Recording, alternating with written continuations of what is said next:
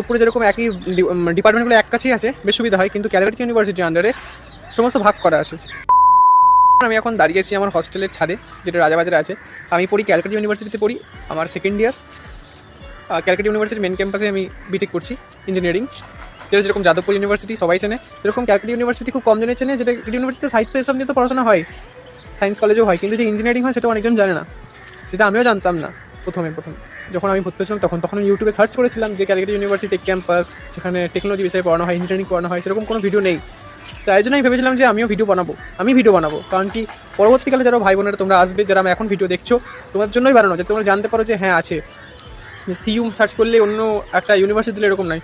সিইউর মধ্যে যে technology campus আছে, এখানে রাজাবাই সায়েন্স কলেজ, যে polymer, chemical technology, chemical engineering, EC, এইসব যে ডিপার্টমেন্টগুলো আছে, এগুলোর ব্যাপারে যে পড়ানো হয়, সেগুলো কিন্তু আর্ধেক মানুষ, বাইরের মানুষ তো জানেই না, যারা সার্চ করবে।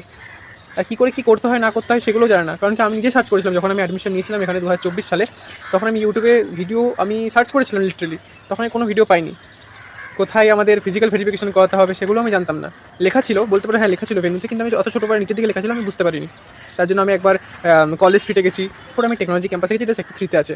হ্যাঁ, যাদবপুরে যেরকম একই ডিপার্টমেন্টগুলো এক কাছেই আছে, বেশ সুবিধা হয়, কিন্তু ক্যালকাটা ইউনিভার্সিটির আন্ডারে সমস্ত ভাগ করা আছে। যেমন computer science, information technology, IT আর অপটিক্স, এগুলো টেকনোলজি ক্যাম্পাসে সেক্টর 3-তে হয়।